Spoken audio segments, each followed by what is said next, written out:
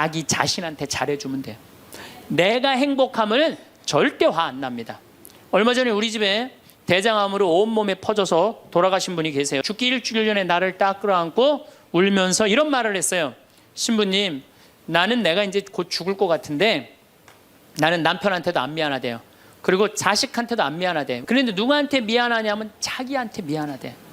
자기는 이 47년을 살면서 근데 이제 죽는다는 거예요. 자기한테 한 번도 잘해준 적이 없는데 너무 자기한테 미안하다는 거예요.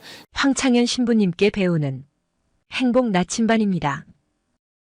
행복 특강 가르침 배우기를 시작하겠습니다.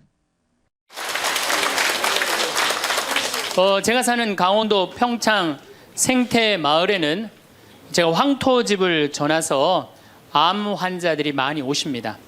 근데 벌써 한 3년 전 얘기예요.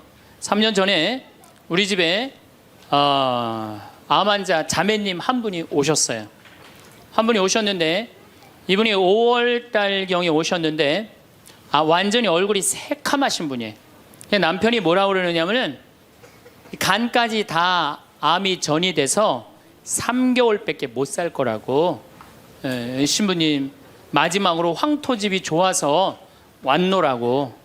그래서 신부님이 좀 살려달라고. 내가 무슨 재주로 살려줘요 제가. 그래서 좀 우리 집에 내가 행복론 강의라니까 행복론 강의 좀 들으라고. 근데 마침 그때 암 환자들이 한 10분 정도 있었어요. 그런데 그 암 환자들하고 다른 분들하고 강의를 하는데 10분이 다 웃는데 그 자매는 안 웃는 거예요. 왜 안 웃느냐? 이제 3개월밖에 안 남았기 때문에 그게 너무 걱정이 되니까 내 강의가 재밌지도 않고 웃기지도 않은 거예요. 2시간 내내 무표정한 표정으로 앉아 있더라고요. 그래서 강의 끝나고 내가 자매님을 불러서 자매님 나하고 얘기 좀 하자. 자매님 뭐가 이렇게 걱정이 많으냐. 자매님 지금 근심 걱정은 3개월에 죽는다는 거 걱정을 하는데 3개월에 죽을지 3년 후에 죽을지는 아무도 모른다. 그리고 사실은 오늘 저녁에 교통사고로 죽는 사람도 많고 물에 빠져 죽는 사람도 많다. 우리는 하루를 즐겁게 살면 된다. 내일 걱정은 내일이 알아서 한다. 여러분들 마태복음 6장에 그 얘기가 나오죠. 무엇을 먹을까? 무엇을 마실까? 무엇을 입을까? 걱정하지 말아라. 하늘에 나는 새도 하느님이 먹여준다. 솔로몬도 들에 핀 나리꽃처럼 영화롭게 입지 못했다. 너희들은 오늘 일은 오늘로 족하다. 내일 걱정은 내일이 알아서 할 것이다. 오늘 수고는 오늘로 족하다. 이렇게 말씀을 하셨다. 내일 거 걱정하지 말아라. 그리고 내가 막 자매님한테 혼을 냈어요. 근데 이 자매님이 이틀 동안 집에서 안 나오더라고. 나한테 혼나갖고. 나한테 위로받을 줄 알았더니 그 이틀이 지나고 나서 자매님이 그러더라고. 신부님 생각을 해보니까 내가 남은 3개월 동안 이제까지 하느님의 50년 동안 베풀어 주신 은혜 감사하기도 시간 모자라다는 생각이 든다는 거예요. 마음이 바뀐 거죠. 마음이 바뀌부터 이 자매가 웃기 시작하는 거예요. 막 웃기 시작하는 거예요. 강의를 듣고 웃고 막 그 동료 환자들하고도 산책 다니면서 웃고. 사람이 웃으니까 참 보기 좋더라고요. 얼굴은 까맣게 됐지만은. 그리고 이제 6월 달에 항암을 하러 여기 암세타로 왔어요. 항암을 뭐 거의 5년 동안 암하고 투병을 했으니까 항암을 이제 한다고 10일 있다가 온다는 자매가 가자마자 6일 만에 돌아왔어요. 왜 돌아왔냐 그러니까 신부님 자기가 5년 동안 항암을 하는 동안 정말로 매번 토하고 매번 울었대. 너무 아파갖고. 근데 이번에 가서 항암을 했는데 안 토했다는 거예요. 안 아팠다는 거예요. 너무너무 좋더라는 거예요. 그래서 6일 만에 내가 하느님한테 매번 감사했대. 하느님 감사합니다. 안 아프게 해주셔서. 하느님 감사합니다. 안 토하게 해주셔서. 계속. 그리고 6일 만에 내가 살 때는 평창이다. 그리고 평창으로 돌아온 거예요, 이 자매가. 끝나자마자. 그래갖고 이제 우리 집에서 이제 생활을 하는데 후배 암 환자들이 오면은 내가 시키지도 않았는데 이 자매가 데리고 다니면서 감사해야 된다. 찬양해야 된다. 자매가 알아서 하는 거죠. 근데 우리 집은 이제 7월 달이 되면은 아이들이 환경 교육을 받으러 한 4,000명 정도 와요. 그래서 암 환자들이 사실은 다 집으로 보내요. 그 자매도 이제 전라도 순천 분인데 가시라고, 가셨다가 방학 끝나면 오라고. 자기는 안 간다는 거. 내가 살 데가 여긴데 어딜 가냐고. 그래도 갔다가 오시라고. 그리고 자매님 이하 암 걸리신 분들 다 집으로 보냈어요. 8월 달이 되면은 전에는 밀린 강의가 많아갖고 여름방학 끝나면 전국으로 강의 다니냐고 정신이 없죠. 그냥 암 환자들 일일이 다 체크를 못했어요. 그 자매를 까먹었어요.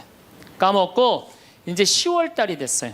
10월 달이 됐는데 형제님이 전화를 하셨어요. 베드로인데, 신부님 저 베드로예요. 그러면 그때 전화한 거는 이제 이미 세상 부인이 떠나갔고 이제 장례 치르고 사모하고 49제 하고 그러고 난 다음에 이제 내 생각이 나서 대개 이제 우리 집에 이제 오신 분들이 그렇게 전화를 많이 하세요. 이제 돌아가셨고 다 장례 끝났고 어디다 모셨고, 그래서 신부님 이제 기도해 달라고. 그래서 이제 자매님 어떻게 됐느냐고, 나는 이제 어디다 묻었느냐고 이렇게 이제 물어본 거죠. 네. 그랬더니 형제님이, 신부님 우리 마누라가 이틀 전인가 3일 전에 서울에 가갖고 그 그 방사능 치료하려고 갔는데 그 암세포를 검사를 했는데 신부님 글쎄 암세포가 다 사라졌다는 거야.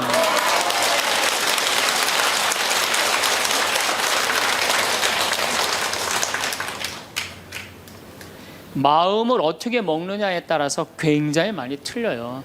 물론 또 하느님이 불러가시면 어쩔 수 없는 거고, 저는 하느님이 불러가는 것도 나쁘지 않다고 생각해요. 예, 불러가면 얼마나 좋아요. 요즘 그 미국에서 어떤 박사가 이제 죽었다가 다시 살아난 사람들 조사를 해봤대잖아요. 죽었다가, 나도 이제 그 본당 사목하면서 죽었다 살아난 사람들 얘기를 들어보면 아주 거의 똑같아요. 딱 죽을 때 그냥 터널 같은데 빛을 빨리 올라간다는 거예요. 그래갖고 그냥 전생애가 다 보이고, 그리고 정말로 빛이 있는 곳으로 나간다는 거예요. 내가 그 많은 분들 병자성사 해보면서도 정말로 편안하게 돌아가시는 분들을 보거든요. 그러니까 사실 살아도 좋고 죽어도 좋은 거예요. 뭐 이렇게 걱정할 게 많아, 믿는 사람들이. 그렇지 않아요? 어쨌든 그래도 살아있는 게 낫지, 아직까지는. 그렇잖아요. 그 여러분들 죽는 거 걱정하지 마세요.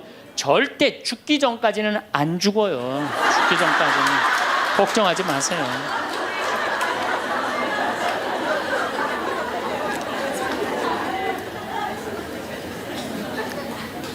축하한다고. 근데 산책을 나갔다는 거예요. 아, 그렇다고. 예.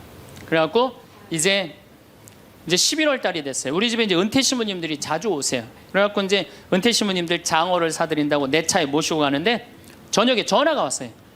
근데 젊은 여자야. 신부님, 84살 먹은 신부님, 73살 먹은 신부님을 내 차에 태우고 운전을 하고 하는데 전화가 왔는데 내가 모르는 번호야.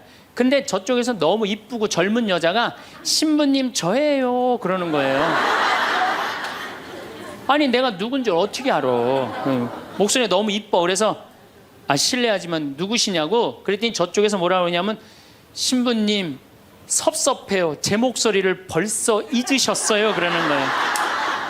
그래서 내가 누구냐고 그러니까 저 마리아예요 그러는 거예요. 그러니까 그 자매야. 아니 목소리가 원래 이렇게 이뻤느냐고. 말만 하면 울음을 물었거든요. 신부님 나 죽으면 안 돼요 이랬던 자매인데 이렇게 밝은 목소리냐고. 신부님 제가 요즘 너무 건강이 좋아지고 너무너무 행복하다고. 그리고 재작년 5월 달에 내가 전라도 여수에 강의를 갔는데, 문수동 성당이라는 곳에 강의를 갔는데 그 자매가 순천에서 온 거예요. 갓김치를 담아서. 근데 이 자매가 나한테 전화해갖고 신부님 자기는 너무 행복하다는 거. 뭐가 행복하냐고 하니까 드디어 파마를 했다는 거예요. 암 환자들 꿈은 파마하는 거 아니에요. 그리고 딱 봤는데 그 자매가 이뻐요. 되게 암 걸리는 사람들 특징이 뭐냐면 이뻐요. 암 걸린 사람들이 왜 이쁜지 알아요?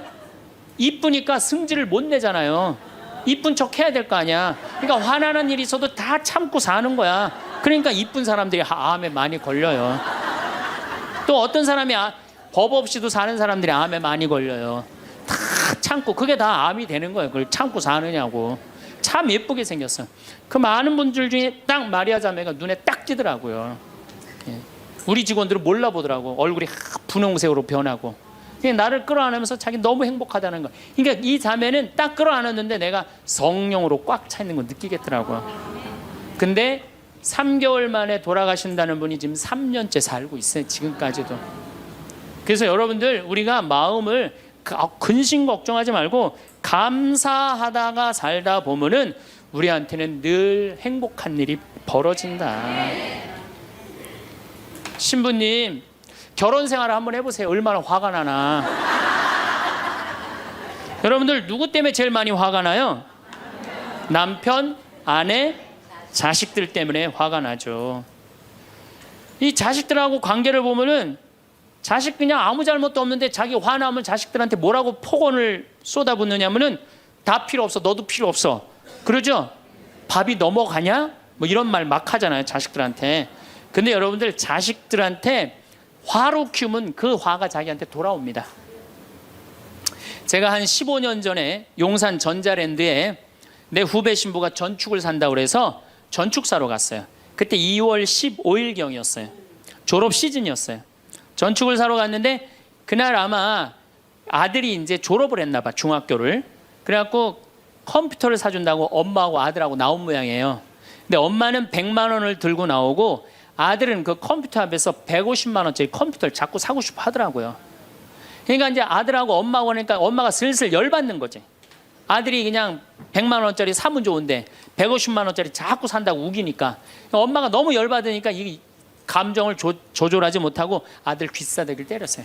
그 많은 사람들이 있는데 쫙 소리가 났어요. 난 전축 사다가 무슨 소린가 했더니 때린 거 엄마가. 그래갖고 내가 그 모자가 하는 게 하도 신기해서 전축 사는 걸 관두고 구경하기 시작했어요. 어떻게 되나. 근데 엄마가 너무 화가 나니까 이성을 잃으니까 뭐라고 그러느냐면은 너 지금부터 나한테 엄마라고 그러지 말고 아줌마라고 불러. 내 말 그렇게 안 들을 거면 아줌마라고 불러. 나 지금부터 네 엄마 아니야. 얘가 그냥 귀싸대기를 맞고 얼마나 창피해. 그 많은 사람들이 봤는데 막 울더라고 애가. 그런데 막 울더니 계단에서 막 울더니 얘가 착한 애예요.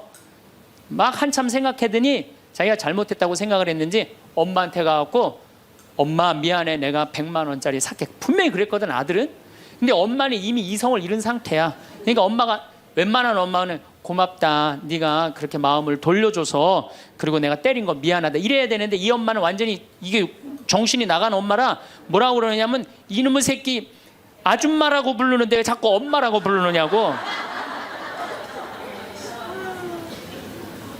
여러분 그 아이가 그날 컴퓨터 얻어갖고 갈 수 있어요.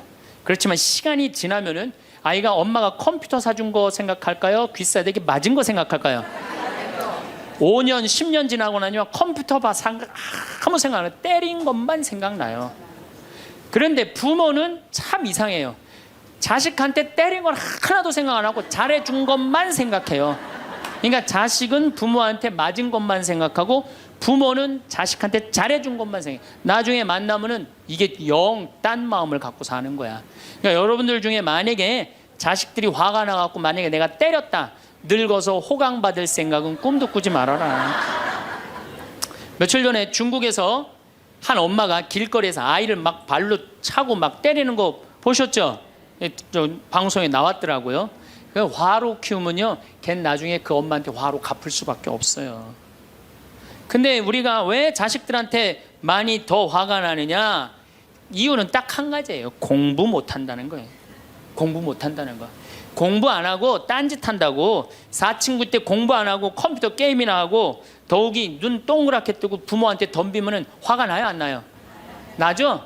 그리고 그냥 문 쾅 닫고 자기 방에 들어가고 나오지도 않으면은 속에서 불 나지 않아요? 근데 여러분들 자라면서 사춘기 때는 그러는 게 당연한 거예요. 사춘기 때는 방황할 수 있는 권리가 있는 아이들이에요. 사춘기 때는 자기가 방황하는 게 당연한 거예요. 얘네들은 권리예요, 방황하는 게. 혼란스러운 게. 근데 엄마들이 그걸 허락을 안 해. 내가 좀 마음이 산란하고 그냥 몸도 막 변하고 그냥 정신도 이상하고 여자 보면 가슴이 흥분되고 막 그래갖고 학교도 가기 싫고 그래갖고 그냥 마음이 산란해갖고 오늘은 학교를 하루 접고 명동에서 좀 고민 좀 해야 되겠다. 학교를 하루 안 갔어. 학교 선생님이 엄마한테 애가 학교 안 왔다고 그냥 찾아보니까 명동에서 그냥 애가 그냥 왔다 갔다 하는 거야. 엄마 미치는 거죠. 엄마 뭐라 그래? 너 방황은 나중에, 지금 공부하고 방황을 엄마가 명동에서 대신해 줄 테니까 너는 지금 뭐 해야 돼? 공부해야 돼. 얘는 방황할 자격도 없는 거예요. 우리나라 애들은. 그러니까 우리나라 애들은요, 부모를 마귀로 보는 거, 마귀로. 자기를 괴롭히는 마귀로 보는 거예요. 부모가 어디 있어요. 사실은 여러분들 자식들한테 욕심만 포기하면요, 자식들하고 싸울 일 하나도 없어요. 사실은 내 자식이 몸으로 살 놈인지 머리로 살 놈인지 빨리 판단해야 돼요. 우리 집에 이것도 한 3년 전 얘기인데, 요셉이가 왔어요. 고등학교 졸업하고 대학을 떨어진 아이예요. 근데 그냥 대학을 떨어진지 집에서 컴퓨터 게임만 하는 거예요. 엄마가 미치는 거지. 애를 보면 대학도 안 들어갔지, 새벽 4시까지 컴퓨터 게임하지, 낮에는 1시에 일어나지. 그냥 미치는 거죠. 그래갖고 나한테 데리고 왔어요. 강원도 평창에. 근데 살이 얼마나 쪘는지, 애가 살이 너무 찐 거예요. 그래갖고 그냥 눈이 살이 쪄갖고 이 눈두덩이가 안 보이는 거예요. 그래서 신부님, 우리 애가 문제라고, 공부는 안 하고 컴퓨터 게임만 한다고. 그래갖고 그냥 내가 애를 보니까 이 눈두덩이, 찢어진 눈두덩 사이로 개 눈을 자세히 들여다보니까 애는 문제가 없더라고요. 애는.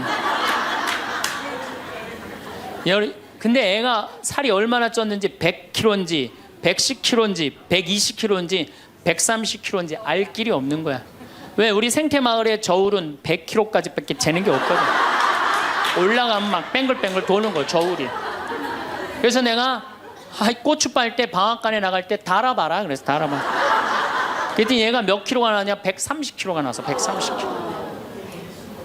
그래갖고 일단은 하여튼 놔두고 가라고. 그래갖고 이제 엄마는 갔어요. 엄마는 가고. 근데 애가 참 건강한 애예요. 정신도 맑은 애 아이고. 부모 입장에서 문제인데 내 눈에는 문제가 아니더라고. 너 밭에 나가서 일 좀 해라. 그래갖고 이제 다 큰 애니까 밭에 나가서 일을 하고, 일주일 지나고 난 다음에 관리장한테 물어봤어요. 걔 어떠냐고, 요셉이. 그랬더니 관리장이 넘버 1이라는 거예요.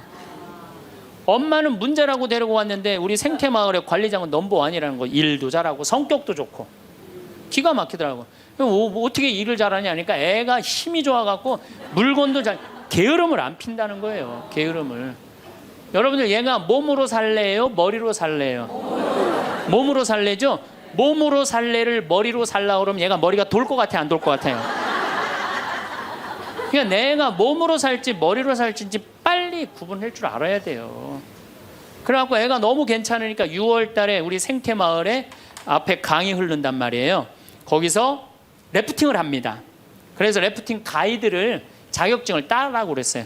그랬더니 우리 래프팅 가이드 팀장이, 신부님, 다른 아이는 다 따도 얘는 못 땁니다. 왜냐하면 이 가이드 자격증 체육학과 애들이 따는 거거든요. 배를 뒤집었다가 폈다가 강물에 뛰어 들어갔다가 강물에 또 올라오고 그래야 되는데 130kg짜리가 강물에 한번 빠지면 그만이지 어떻게 자격증을 땁니까? 그래도 우리가 협회 사람들하고 잘 아니까 좀 어떻게 좀 따게 좀 해라. 그래갖고 가이드를, 자격증을 보냈는데 얘가 금요일날 따갖고 왔어요. 기가 막힌 거죠. 어떻게 땄냐 그러니까 그 주간에 비가 오지 않아갖고 배가 강바닥에 단 거야. 그래갖고 그냥 들어왔다 나갔다 자격증 따갖고 왔어요. 그리고 아이가 가이드를 하는데 인기가 최고예요. 최고. 너무너무 잘하는 거, 아이가. 그래갖고 이제 9월 달에 엄마가 와서 보니까 아들이 130kg짜리니까 116kg가 된 거야. 살이 홀쭉 빠지고 눈빛이 초롱초롱해진 거야. 그러니까 엄마가 가자, 공부하러.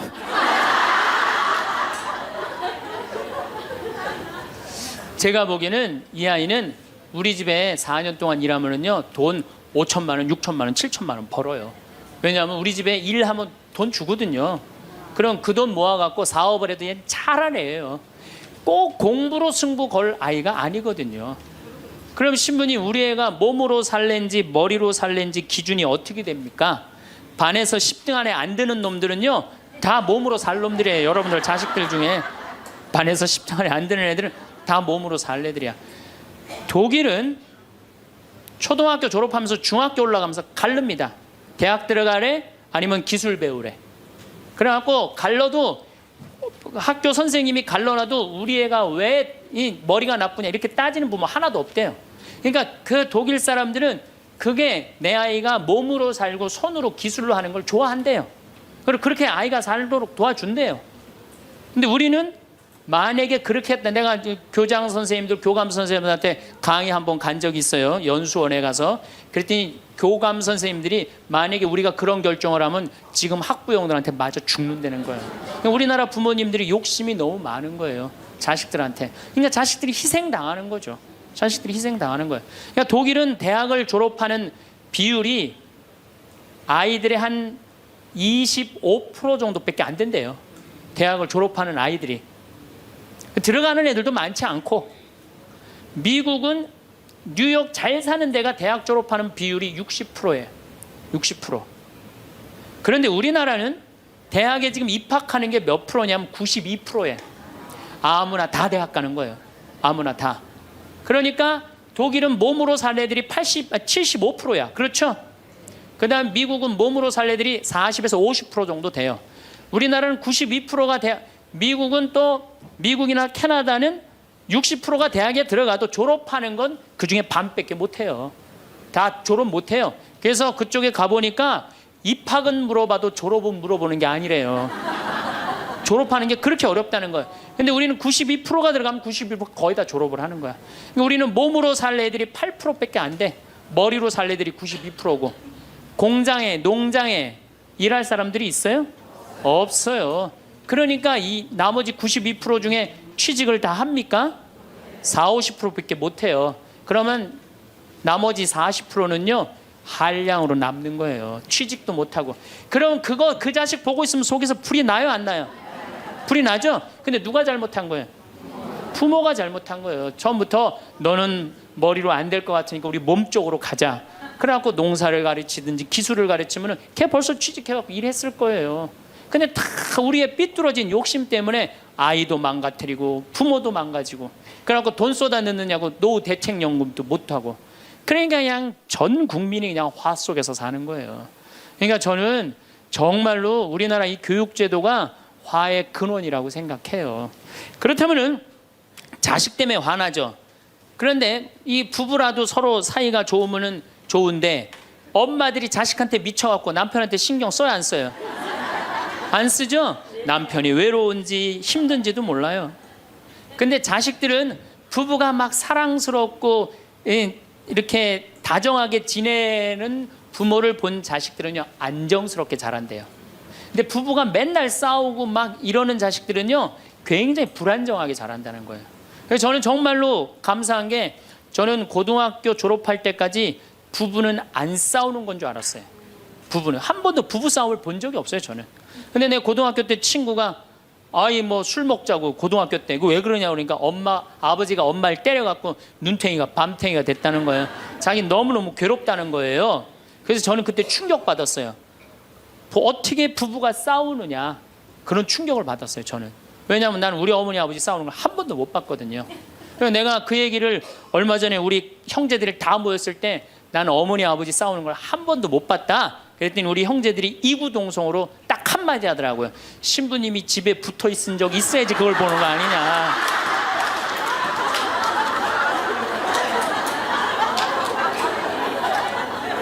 어쨌거나 저는 본 적이 없어요. 저는 굉장히 긍정적으로 자랄 수 있는 거죠. 근데 우리나라 남자들은 참 불쌍해요. 돈은 죽어라 벌지만 그 돈을 마음 느긋하게 써볼 수가 없어요. 그렇죠? 자식들 학원비에 대학 등록금 대다 보면은 30에 결혼해서 시집 장가 갈 때까지 60대까지 노예같이 사는 게 대한민국 남자들이에요. 이 남자들 짜증 나겠어요, 안 나겠어요? 화가 나겠어요, 안 나겠어요? 날 수밖에 없어요. 그런 남편들을 신경 한번 써줘 봤어요. 정말로 정말 남편 정말로 남편을 왕대접 해줘봤느냐고. 여러분들 길 가는 사람이, 여러분들 10,000원 주는 사람 있어요? 길 가는 남자가 당신 예쁘다고 10,000원 주는 남자 봤어요? 근데 여러분들 남편은 그냥 한 달에 뼈가 빠지게 벌어갖고 200만 원이든 300만 원이든 400만 원이든 갖다 바치잖아요. 그러면 그 남편한테 감사해야 될 거 아니야. 근데 그냥 감사는 안 하고 그냥 남의 김치찌개도 그냥 제대로 안 하면 그냥 못 끓이고, 그냥 자식이라고 있는 거 학원 다니다 보면은 밤 12시에 얼굴 보기도 힘들어요. 아버지가 자식을 키우고는 있지만은 다정한 자식을 구경하기가 힘들어요. 또 사춘기만 되면 이 자식들이 아버지한테 부드럽게 합니까?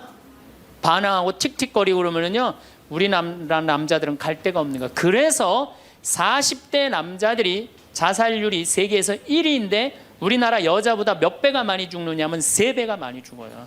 우리나라 40대들은 갈 데가 없는 거예요. 갈 데가. 외로운 거죠. 또 여성들도 마찬가지야. 난 우리나라 여자들도 불쌍해. 이게 다 교육 때문에 그래. 교육 때문에. 자식이 막 사춘기 때 막 생 난리를 치고 막 그럴 때 여러분들은 몇 살이 될까요? 45, 50 왔다 갔다 하죠? 그럼 여러분들은 자식은 사춘기지만 여러분들은 뭐예요?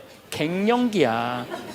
그러니까 갱년기가 되면 사실은 굉장히 케어가 필요한 거예요. 여러분들 굉장히 돌봄이 필요한 나이예요. 막 피부 쳐져요, 안 쳐져요? 눈두덩 쳐져요, 안 쳐져요?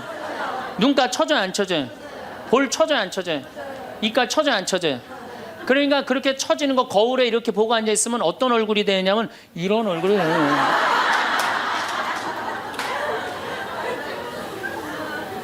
사람은요, 눈가가 올라가야지 이쁘고 입가가 올라가야지 이쁘거든요. 그러니까 이제 50이 되면은 이쁜 게 하나도 없는 거야. 그러니까 젊은 여자들이 이쁘게 보이려고 화장할 때 어떻게 연필을 막 위로 그리잖아, 이렇게. 근데 50이 되면 연필로 그려도 결국은 어떻게 돼요? 끝이 떨어지잖아요.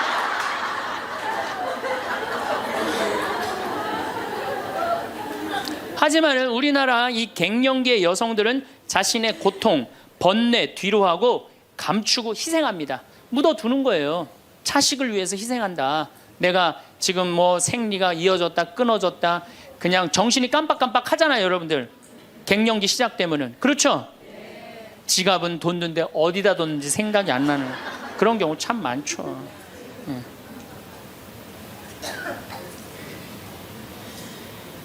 그러니까 자기만 희생한다고 생각을 하니까 화가 나는 거예요. 화가 나는 거. 더욱이 50이 되면은 뭐에 걸리느냐? 빈둥지 증후군에 걸려요. 자식 공부하러 나가고, 그렇죠? 남편 돈 벌러 나가고, 자기는 50 되면은 아무도 옆에 없는 것 같은 외로움 속에 자기가 이제 빠지는 거죠. 그러면 이제 자식 보면 막 화가 나는 거예요. 남편 봐도 화가 나고, 몸에는 막 테스토스테론이 나와가고 힘은 흘러 넘치고, 그러니까 막 소리 지르는 거야. 그러니까 50 넘은 여자 중에 여자 같은 여자는 없고 전부 다 깡패 같은 여자들만 있는 거야. 50 넘은. 그래서 나는 이 부부들 보면은 참 재미난 게, 성당에서 내가 보면 얼굴도 예쁘고 정말로 상냥해요.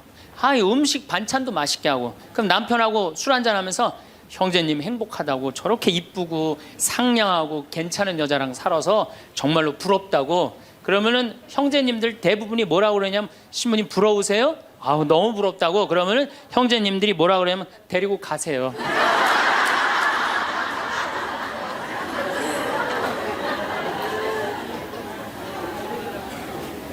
그래서 부부가 서로 사랑하지 못하고 자식하고도의 애정을 쌓지 못하고, 그러니까 우리가 이제 화가 꽉 차 있는 거예요.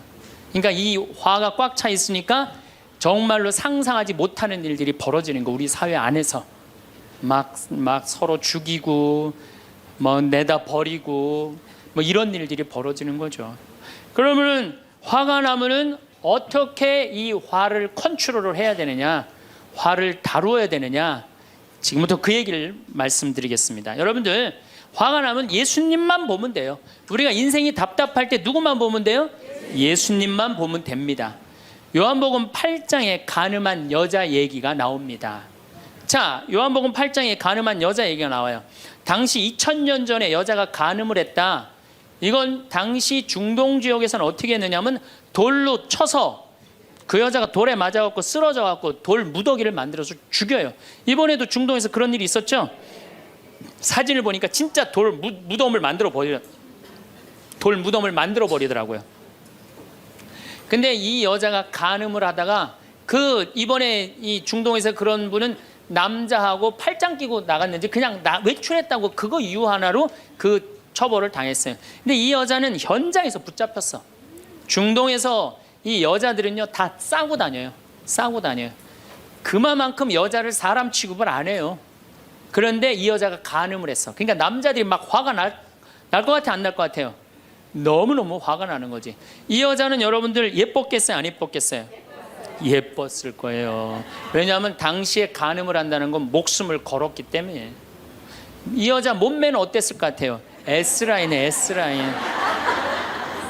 이게 벤지 엉덩이인지 구분도 안 되는 여자고 간음할 수가 없어요. 예쁜 여자가 다른 남자하고 대낮에 간음하다가 붙잡혔다. 남자들이 흥분할 수밖에 없어요. 그래갖고 막 눈이 뒤집어져 갖고 예수님은 안 그래도 예수님한테 별렀어요. 왜? 요한복음 7장에 귀에만 대면 예수님을 죽이려고 그랬거든. 근데 이 사건이 8장에 일어나요. 8장에. 그러니까 모두를 용서해라, 사랑해라 이런 분하고 율법 1.1에 또 없어지면 안 된다. 그러니까 율법학자들이 예수님 앞에 이 여자를 패댕기를 치는 거예요. 당신이 이 여자 간음했는데 어떻게 하면 좋으냐고.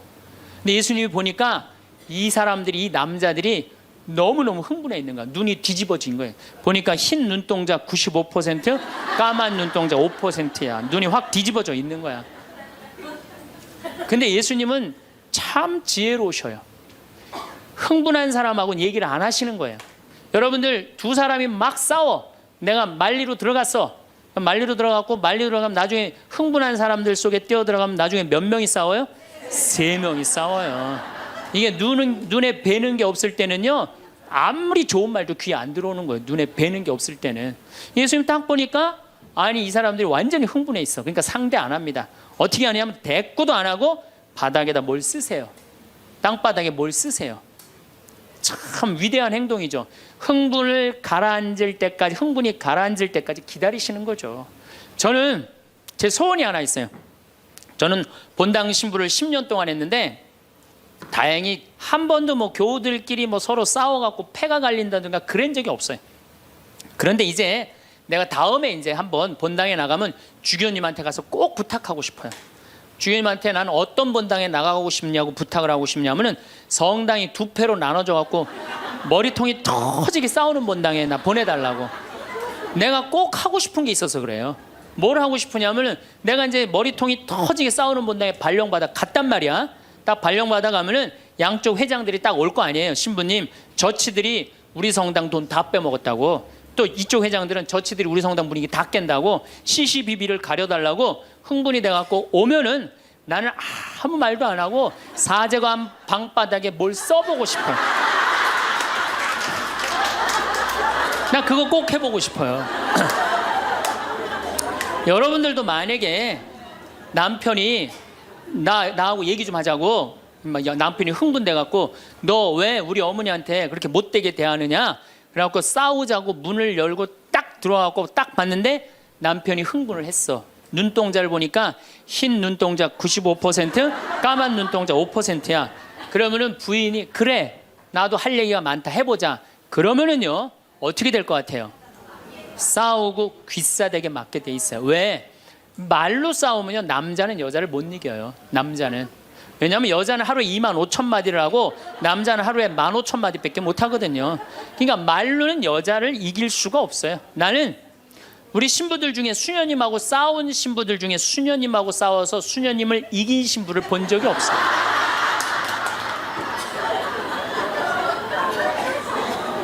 말로는 안 되는 거예요. 그러니까 여러분들 남편이 흥분해갖고 딱 나하고 얘기하자 그러면 여러분들은 아무 대꾸하지 말고 방바닥에 뭘 쓰세요. 뭐 할 때까지? 남편 흥분 가라앉을 때까지. 예수님은 땅바닥에 쓰시는 거예요. 사실은 그거는 다른 뭐 아주 신학교 있을 때 뭐 많이 배웠죠. 뭘 써셨을까? 예수님이 과연 뭐 별 얘기를 들었는데 다른 의미는 아니고 흥분이 가라앉을 때까지 기다리신 거예요. 그래갖고 이제 이 사람들이 이제 흥분은 가라앉고 사건만 남은 거야. 사건. 그래갖고 이제 흥분이 좀 가라앉은 상태. 여러분들 아무리 화가 나도 열만 쉬면요 웬만하면 흥분이 가라앉아요. 그 열을 못 쉬어서 흥분이 터지는 거죠. 그러니까 좀 어느 정도 흥분이 가라앉으니까 이 사람들이 물어봅니다. 이 여인을 어떻게 하면 좋겠습니까? 간음을 했는데. 그러니까 예수님이 딱 보니까 이제 흥분이 가라앉은 것 같아. 그러니까 딱 한마디 더 합니다. 그래? 그렇다면은 너희 중에 죄 없는 사람이 먼저 저 여자를 돌로 쳐라. 그리고 그 다음 행동이 기가 막히세요. 다시 땅바닥에 뭘 쓰세요. 이게 뭐냐면 생각할 시간을 주는 거예요. 생각할 시간. 여러분들 만약에 자식을 막 혼냈어. 너 한 번만 더 게임하면 엄마가 저 컴퓨터 부셔버린다고. 그리고 너 문 열어놔. 그리고 문 열어놓고 자기는 텔레비전 보고 있으면서 아들은 게임 하나 안 하나, 한쪽 눈으로는 게임 하나 안 하나 보고 한쪽 눈은 텔레비 보고 있으면 아들이 그걸 잘 받아들이겠어요? 더 욱하는 게 생겨요. 한 번 혼냈으면요, 생각할 시간을 주는 게 중요한 거예요. 그러니까 예수님은 생각할 시간을 주는 거예요. 너희 중에 죄 없는 사람이 먼저 저 여자를 돌로 쳐라. 그리고 난 다음에 예수님 다시 땅바닥에 뭘 쓰십니다. 그런데 언제까지 기다려 주시느냐 하면 다 떠날 때까지 기다리는 거예요. 중간에 고개 안 돌리시고. 그리고 다 떠났어. 다 떠나고 나니까 그때서 고개를 들어서 혼자 남은 여인한테 물어봅니다. 여인아, 네 죄를 묻던 사람들이 어디 갔느냐? 아무도 없습니다, 주님. 그래? 그들이 만약에 네 죄를 묻지 않았다면 나도 네 죄를 묻지 않으마. 이거 기가 막힌 얘기예요. 왜? 예수님은 죄를 묻을 수 있는 권한이 있으신 분이에요. 얼마든지 그 여자를 징계할 수 있어요. 그렇지만 다른 사람이 묻지 않았기 때문에 나도 묻지 않겠다. 아, 기가 막히지 않아요? 예수님은 세 사람을 용서합니다. 첫 번째, 죽이다고 덤비는 바리사이들을 용서하고, 간음한 이 여인을 용서하고, 그 다음에 율법의 1.1획도 나는 어기로 온 것이 아니다, 없애러 온 것이 아니다, 이렇게 가르친 당신까지 용서한 거야. 다시 말해서 흥분이 가라앉으면요, 문제 해결은 다 돼요. 흥분한 상태에서 여러분들이 문제 해결하려고 하면 해결이 안 된다는 얘기예요. 그렇다면은 이 흥분은, 화는 어떻게 하면 조절할 수 있느냐? 첫 번째, 숨을 잘 쉬어라. 이거는 모든 화를 조절하는 책을 읽어보면요, 첫 번째로 나오는 게 숨을 잘 쉬어라예요. 화가 나면은 숨이 가빠져요, 안 가빠져요? 가빠지죠? 씩씩거린다 그러죠? 이게 숨을 어떻게 주체하지 못해서 그러는 거예요. 근데 여러분들, 숨은 창세기에 보면은 하느님이 인간을 창조하시고 뭘 불어넣었다 그래요? 숨을. 그러니까 우리가 숨을 쉰다는 건 생명을 쉬는 거예요. 생명을. 그러니까 숨을 잘못 쉬면 생명을 잘못 다루는 거하고 똑같은 거예요.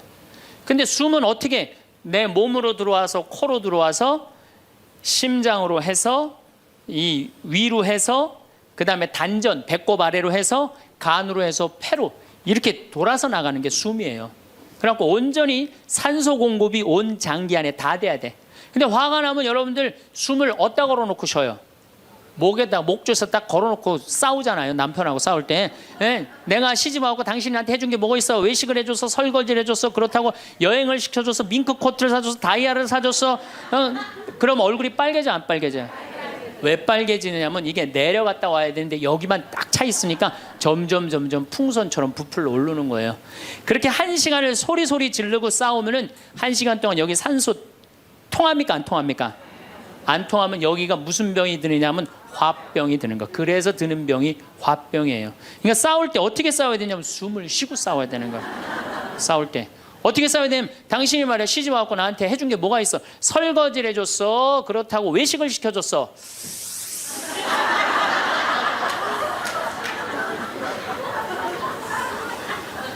그렇다고 나 밍크 코트를 사줬어, 아니면 다이아를 사줬어. 당신 나한테 해준 게 뭐 있어? 내 시집 와서 고생만 했지.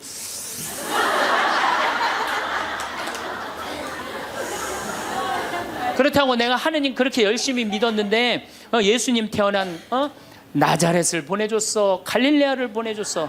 나 이 집에서 종처럼 일만 했는데 당신 뭐가 있다고 나한테 소리를 지르고 그래? 이렇게 숨을 쉬고 싸우면은요, 절대 남편한테 귀싸대기 안 맞아요.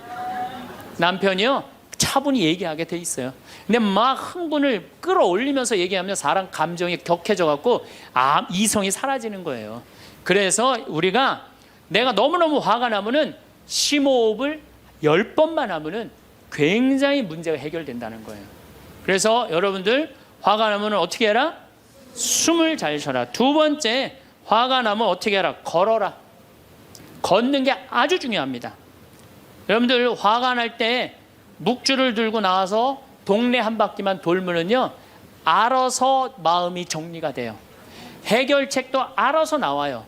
2시간, 3시간만 걸으면은요, 완전히 차분해져서 들어가요. 그러니까 화가 나면 그 자리에서 떠나야 되는 거, 무조건. 떠나는데 가만히 있으면 더 이게 일어나거든요. 그래서 이 콤포스텔라라고 스페인의 야고보 성인 무덤 가는 800km, 그게 세계적으로 그렇게 인기가 좋은 게 왜 인기가 좋으냐 하면은 그 걸으면서 사람이 치유가 다 되고 마음 정리가 다 되기 때문에 그러는 거예요. 그러니까 걷는 거는 건강에도 좋지만은 마음을 정리해 주는 게 걷는 거예요. 그래서 여러분들 정말로 화가 나면 어떻게 걸으세요. 그리고 정말로 큰 숙제가 있다, 내 인생에 큰 숙제가 있다 그러면은 도보 성지순례를 하세요. 도보 성지순례를.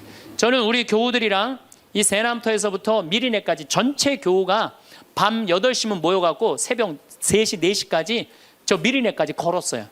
그 목요일, 금요일, 토요일, 일요일 4일을 걸었는데 그 한 400~500명 되는 교우들이 나한테 체험, 은혜 받은 얘기를 하는데 이건 보통 은혜 받은 게 아니에요.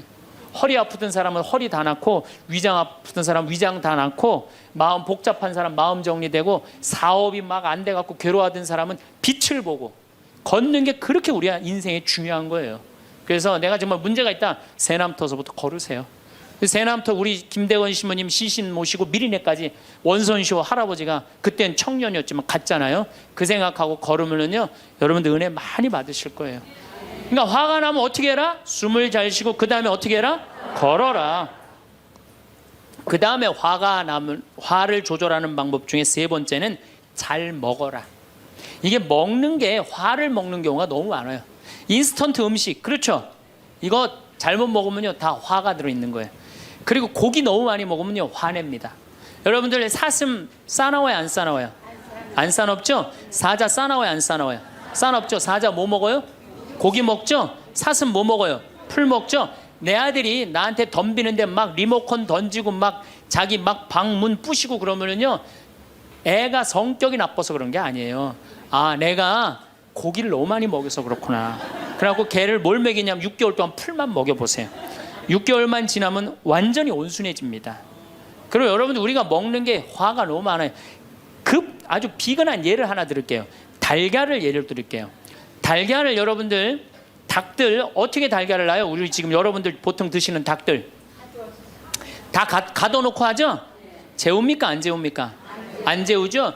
재우지도 않죠. 공간이 조그맣죠. 스트레스 받으니까 옆에 닭 막 좁니다. 부리로. 그러니까 어떻게 하냐, 부리를 잘라요. 못 쪼개.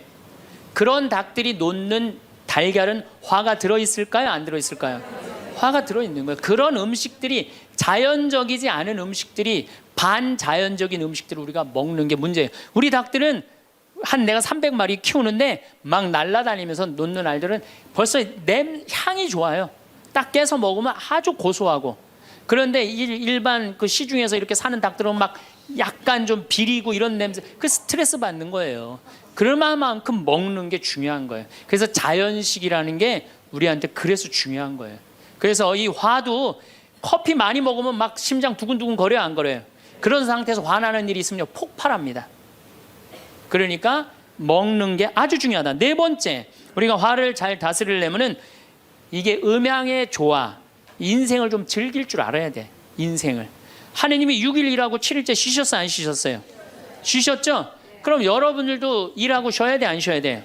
쉬어야 돼요. 근데 우리는 잘 안 쉬어. 하느님이 태양도 동그랗고 달도 동그랗고 산도 동그랗고 사람 머리도 동그랗고 이렇게 동그랗게 만들어 놓으신 이유는 동그랗게 살라고 그러는 거예요. 그런데 우리 평창에 내가 생태마을에서는 운전하고 읍내에 나가면은 한 번도 빵빵거리는 소리를 못 들어요. 근데 서울만 딱 오면은 여긴 다 네모나고 삐죽해. 그러니까 네모나고 삐죽한 거 보는 사람들 딱 1초만 늦게 출발해도 빵빵거리고 난리도 아니에요. 그러니까 여러분들 음양의 조화를 잘 이루어야 돼요. 남녀 뭐 쉬는 거 이런 게 굉장히 중요한 거거든요. 그래서 좀 어디 가서, 그러니까 우리 생태마을 같은데 1년에 일주일씩 와서 조용히 기도하고 쉬고 가면은 영혼이 편안한 거죠. 그러니까 여러분들 지금 나이 60 드신 분들 60년 일했으면 나머지 인생은 즐거워야 돼, 안 즐거워야 돼? 즐거워야 돼. 그러니까 그런 음양의 조화를 잘 해야 된다. 다섯 번째, 제일 중요한 거, 화가 안 나는 최고 좋은 길은 뭐냐면 자기 자신한테 잘해주면 돼요. 내가 행복하면 절대 화 안 납니다.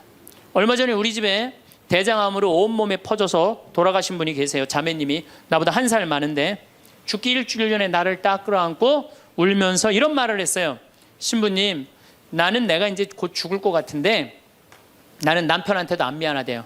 왜 안 미안하냐면 남편 평생 집 돌본 적이 없대요. 그래서 하나도 안 미안하대요. 그리고 자식한테도 안 미안하대. 왜? 대학까지 자기가 이 빌딩 청소해갖고 대학까지 졸업시켰대요. 그런데 누구한테 미안하냐면 자기한테 미안하대. 자기는 이 47년을 살면서 한 번도 고생만 했지 자기 맛있는 고기를 사준 적도 없고 자기한테 예쁜 옷을 해입힌 적도 없고 좋은데 구경시켜준 적도 없다는 거야. 그런데 지금까지 고생만 하다가 떨컥 병에 걸려서 죽는다는 거예요. 그래서 자기한테 너무너무 미안하다는 거예요. 근데 이제 죽는다는 거예요. 자기한테 한 번도 잘해준 적이 없는데 너무 자기한테 미안하다는 거예요. 여러분들한테 잘해줘야 될 것 같아요? 안 잘해줘야 될 것 같아요? 괜히 그냥 참고 인내하면서 승질은 승질대로 부리고 그러실 필요 하나도 없어요. 이제 여러분들한테 맛있는 거 있으면 사주세요. 그렇죠? 예쁜 옷 있으면 사 입히고, 여러분한테 좋은 데 있으면 구경도 좀 시켜주고. 저는 저한테 잘해줍니다. 왜 잘해주느냐 하면은 나는 본당을 떠나 있기 때문에 본당 총회장님도 없고 부회장님도 없고 성무회장님도 없어요. 그러니까 나 고기 먹고 싶으면 사주는 사람 아무도 없어요. 내가 고기가 먹고 싶으면 내가 사줘요. 베네딕토 고기 먹고 싶냐? 가자, 내가 오늘 사줄게. 난 내가 데려와서 내가 사줘, 나한테. 그러니까 스트레스 받는 일이 없는 거예요. 남한테 섭섭한 것도 없고. 그래서 제가 항상 하는 얘기지만 집에서는 엄마가 행복해야 돼. 그래야지 자식이 행복한 거예요. 집에서는 아내가 행복해야 돼. 그래야지 누가 행복해? 남편이 행복한 거예요. 집에서는 며느리가 행복해야 돼. 그래야지 누가 행복해? 시어머니가 행복한 거예요. 그러니까 여기 계신 여러분들이 행복해야지 대한민국이 행복한 거예요. 이제는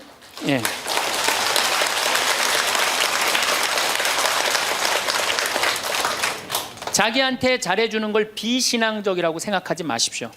온 세상을 얻는다 해도 자기 목숨을 잃으면 아무 소용이 없다. 그러셨죠? 그러니까 여러분들한테 잘해주시고 내가 행복해야지 그 행복을 가지고 온 세상에 나눠줄 수 있다는 사실 잊지 마시고 여러분들 행복하시기 바랍니다. 감사합니다.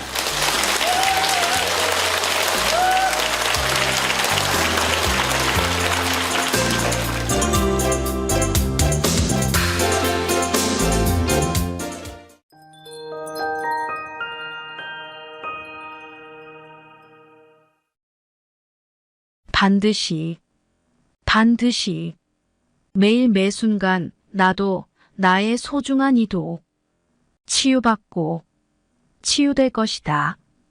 오늘도 새로운 하루를 주신 하느님께 감사드립니다. 저는 하느님의 사랑 안에서 새로운 힘과 희망을 얻습니다. 하느님은 항상 저와 함께 하시며 저를 돌보시고 치유해 주십니다. 주님의 은총으로 제 마음과 몸이 치유될 것을 믿습니다. 나는 나 자신을 사랑하고 내 몸과 마음을 소중히 여깁니다. 나의 몸은 하느님의 신성한 창조물이며 나는 내 몸을 사랑으로 돌봅니다. 매일 매순간 내 몸은 치유되고 있습니다. 내 세포 하나하나가 하느님의 사랑으로 채워지고 나는 점점 더 건강해지고 있습니다. 나는 지금 이 순간에 집중합니다. 현재의 순간에 머무르며 나의 호흡과 마음을 지켜봅니다. 나는 내 몸의 소리에 귀 기울이고 내 마음의 평화를 찾습니다. 이 순간 나는 나 자신과 연결되어 있으며 내 몸과 마음의 치유를 느낍니다. 주님, 당신의 평화가 나의 마음속에 깊이 자리 잡게 하소서. 나의 불안과 두려움을 당신께 맡기며 내 마음이 평안함을 느낍니다. 나는 매일 당신의 말씀을 묵상하며 내 마음이 더 깊은 평화로 채워지기를 기도합니다. 나는 내 안에 있는 힘을 믿습니다. 하느님께서 주신 힘과 용기를 바탕으로 나는 오늘도 병을 이겨내기 위해 노력합니다. 나의 몸과 마음은 점점 더 강해지고 있으며 나는 새로운 희망을 품고 있습니다. 나는 내가 사랑하는 사람들과 연결되어 있으며 그들의 사랑과 지지가 나에게 큰 힘이 됨을 느낍니다. 하느님의 사랑이 우리를 하나로 묶어주시고 우리는 서로를 지지하며 함께 치유의 길을 걷습니다. 나는 혼자가 아니며 주님과 사랑하는 이들이 항상 나와 함께 합니다. 매일 아침 나는 새로운 시작을 맞이합니다. 나는 감사의 마음으로 하루를 시작하며 내 삶에 있는 작은 기적들을 발견합니다. 하느님의 은총으로 나는 매일 더 건강해지고 더 강해지며 더 평화로워집니다. 나는 하느님의 사랑 속에서 치유받고 있습니다. 또한 치유되었으며 또 치유될 것입니다. 다시 한번 말하지만 나는 하느님의 사랑 속에서 치유받고 있습니다. 또한 치유되었으며 또 치유될 것입니다. 주님께서 나를 사랑하신다는 믿음 속에서 나는 오늘도 평화롭고 희망차게 살아갑니다. 나의 마음과 몸은 하느님의 사랑으로 가득 차고 나는 날마다 더 강해집니다. 주님, 당신의 사랑과 자비가 나와 함께 하시어 나의 치유의 여정이 축복받게 하소서. 나는 당신의 뜻을 따르며 당신의 은총 속에서 건강과 평화를 찾습니다. 나의 기도와 자기 암시가 당신께 닿기를 바라며 오늘도 당신의 사랑 속에서 평안하게 하루를 보냅니다. 아멘.